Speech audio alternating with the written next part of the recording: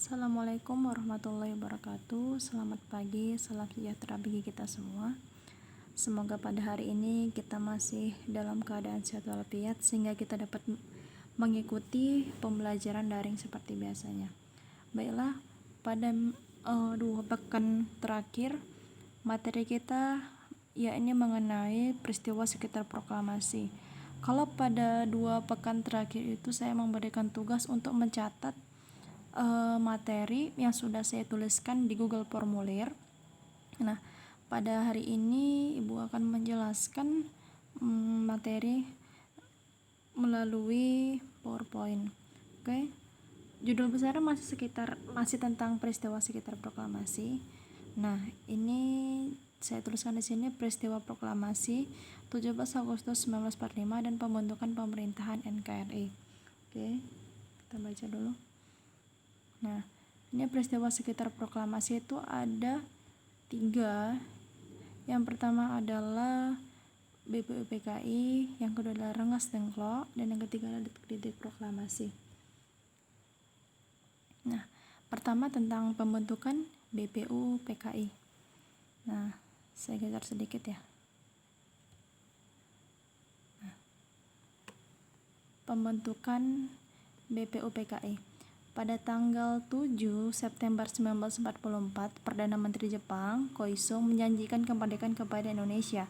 Namun, Jepang tidak memastikan kapan Indonesia akan diberikan merdeka. Jadi seperti ini, mereka memberikan janji namun tidak memberikan kepastian. Nah, seperti itu. Yang kedua, kemudian lanjut. Nah, ini adalah gambar Jepang menyerah kepada sekutu. Oke. Kemudian ini pembentukan BPUPKI 1 Maret 1945 dibentuk BPUPKI atau Dokuritsu Junbi Kosakai.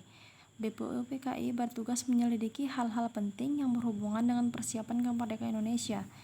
Dr. Rajiman Wadiudiningrat dilantik menjadi ketua BPUPKI pada tanggal 28 Mei 1945. Nah, persiapan proklamasi kemerdekaan Indonesia. Nah, jika tadi sudah dibentuk BPUPKI, maka sekarang ini adalah persiapan kemerdekaan Indonesia. Tanggal 7 Agustus 1945, BPUPKI dibubarkan. Sebagai gantinya, Jepang membentuk BPKI atau Dokuritsu Junbi Inkai yang diketuai oleh Insinyur Soekarno, wakilnya adalah Muhammad Hatta, dan Mr. Ahmad Soebarjo sebagai penasihat jenderal Terauchi. Oke. Tanggal 12 Agustus 1945, Jenderal Terauchi menyampaikan kepada ketiga tokoh itu telah memutuskan untuk memberikan kemerdekaan kepada Indonesia. Ketiga tokoh itu pulang menuju Jakarta pada tanggal 14 Agustus 1945. Nah, yang kedua adalah peristiwa Rengas Dengklok ya. 14 Agustus 1945, Jepang menyerah tanpa syarat kepada sekutu.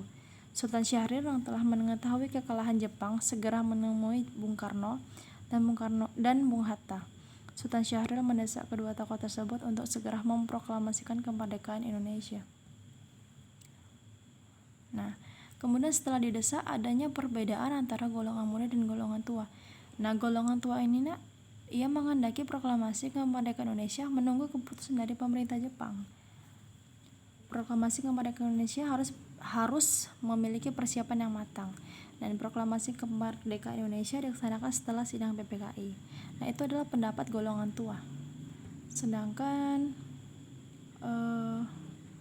pendapat golongan muda dia lebih bersifat ayo segera proklamasikan, umpung bahasanya seperti ini, umpung Jepang sedang mengalami kekosongan kekuasaan, mari kita memerdekakan. Jadi pendapat antara golongan tua dan golongan muda itu sangat berbeda pada saat itu. Kemudian ini ada peristiwa Rengas Dengklok ya. Tanggal 16 Agustus 1945, Insinyur Soekarno dan Muhammad Hatta dibawa oleh golongan muda, yaitu Soekarni, Yusuf Kunto, dan Sujando Singgi ke Rengas Dengklok. Nah, lanjut. Nah, ini adalah peta Rengas Dengkloknya di Jawa barat ya. Nah, ini adalah situsnya atau monumen Rengas Dengklok. Oke, ini adalah rumah Rengas Dengklok yang pada saat itu Soekarno dan teman-temannya dibawa ke sini. Isinya seperti ini. Ada gambar Soekarno-nya di sini. Nah, ini saya fokuskan dulu. Nampak anak? Ya, seperti inilah suasana dalamnya. Nah, ini kamar peristirahatan Bung Karno di Rengas Dengklok. Nah, sekarang kita membahas tentang persiapan menjelang proklamasi. Setelah itu diadakan pertemuan di rumah Laksamana Muda Maeda di Jalan Imam Bonjol nomor 1 Jakarta. Para tokoh merumuskan naskah proklamasi sebelum dibacakan. Nah, Ahmad Subarja mengusulkan kalimat yang berbunyi kami rakyat Indonesia dengan ini menyatakan kemerdekaan kami. Kemudian diubah menjadi kami bangsa Indonesia dengan ini menyatakan kemerdekaan Indonesia. Yang B, Soekarno menuliskan konsep kalimat kedua yang berbunyi hal-hal yang mengenai pemilihan kekuasaan dan lain-lain akan diselenggarakan dengan cara yang secermat-cermatnya serta dalam tempo yang sesingkat-singkatnya.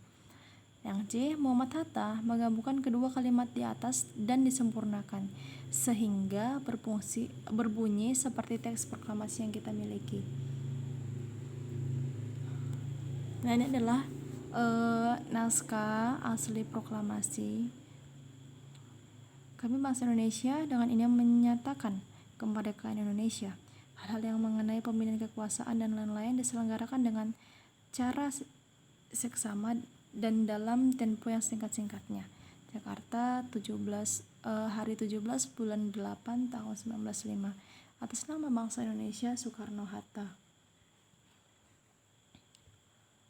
Nah, ini pembacaan teks proklamasi semula diadakan di lapangan Ikada.